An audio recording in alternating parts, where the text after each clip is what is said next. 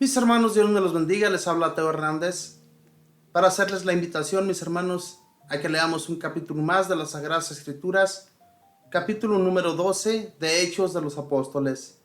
Este bello libro de tantas historias tan bellas que realizaron los apóstoles después de que Jesús va a la derecha del Padre y desde allá, mis hermanos, Él nos cuida. Él está siempre con nosotros, no nos olvida, siempre está atento a lo que nosotros pedimos. También pues quiero mandar saludos a todos nuestros hermanos de habla hispana.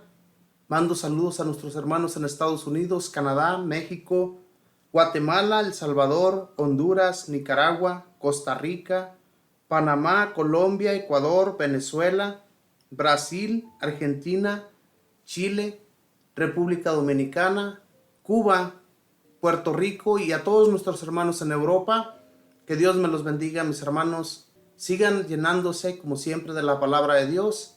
Que nunca dejemos de escuchar de su palabra, para que así nosotros sigamos sus caminos y no nos perdamos aquí en este mundo. Este mundo que no nos ofrece nada, sino puros males. Voy a comenzar, mis hermanos, a leer este bello capítulo. Es el capítulo número 12 de Hechos de los Apóstoles. Y lo leemos en el nombre del Padre, y del Hijo, y del Espíritu Santo. Amén.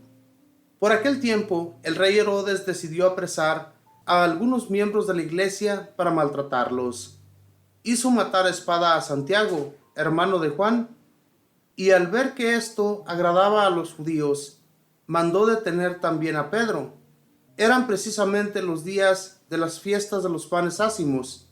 Después de detenerlo, lo hizo encerrar en la cárcel bajo la vigilancia de 4 piquetes, de 4 soldados cada uno, pues su intención era juzgarlo ante el pueblo después de la Pascua. Y mientras Pedro era custodiado en la cárcel, toda la iglesia oraba incesantemente por él a Dios. Llegaba el día en que Herodes iba a hacerlo comparecer. Aquella misma noche Pedro estaba durmiendo entre 2 soldados, atado con 2 cadenas, y otros guardias custodiaban la puerta de la cárcel. De repente la cárcel se llenó de luz. Estaba el ángel del Señor. El ángel tocó a Pedro en el costado y lo despertó diciéndole: «Levántate enseguida». Y se le cayeron las cadenas de las manos. El ángel le dijo enseguida: «Ponte el cinturón y las sandalias». Así lo hizo, y el ángel agregó: «Ponte el manto y sígueme». Pedro salió tras él. No se daba cuenta de que lo que estaba ocurriendo con el ángel era realidad y todo le parecía visiones. Pasaron la primera y la segunda guardia y llegaron a la puerta de hierro que daba a la ciudad, la cual se les abrió sola.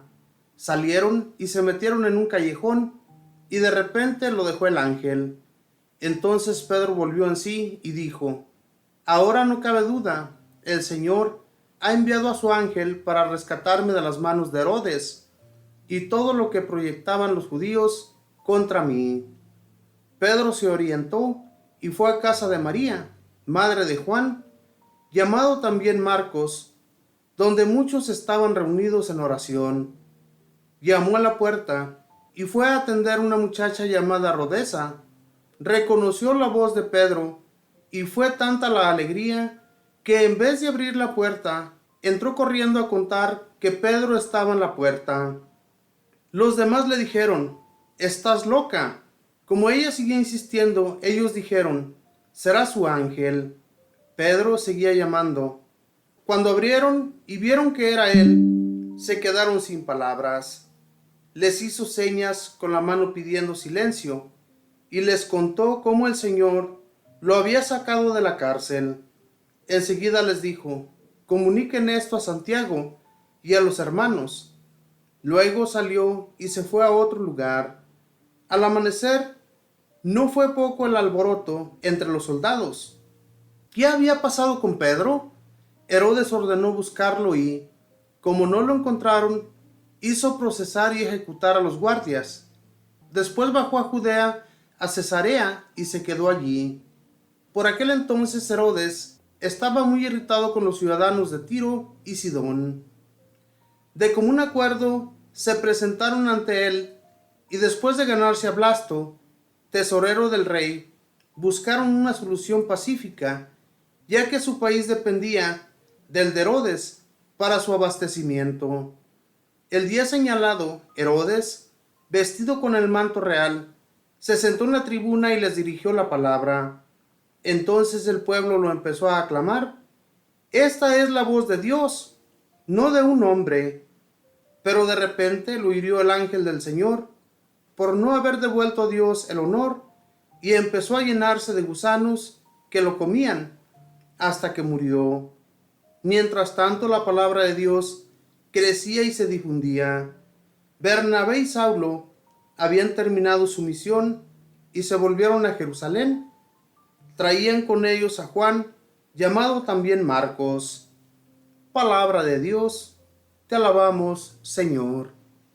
Mis hermanos, en este capítulo vemos la fuerza y la importancia de la oración. Cuando uno no reniega con Dios, así le pase a uno lo que le pase. Pedro, él estaba encarcelado y no renegaba de lo que le sucedía. Él todo lo que le pasaba lo recibía con mucho amor, porque sabía que todo lo que a él le sucedía era porque Jesús así lo decidía, porque quería que Pedro fuera un hombre fuerte, fuera un hombre decidido, no miedoso. Todo esto que sucedió con ellos, sucedió, mis hermanos, para hacerlos fortalecidos en la fe, fortalecerlos en el amor de Dios, en el amor de Cristo, en el amor del Espíritu. Fíjense bien la oración de todos los hermanos que se reunieron en un lugar para orar por Pedro, para que éste fuera liberado.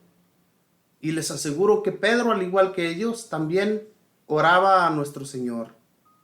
Y cuando esto sucede, mis hermanos, Jesús está junto a nosotros, dándonos consuelo. Por mucho que sea el sufrimiento, por mucho que estemos pasando, Jesús nunca nos deja solos. Él nos levanta, Él nos fortalece. Y eso es lo que Pedro estaba sintiendo en el momento en el que él estaba encadenado.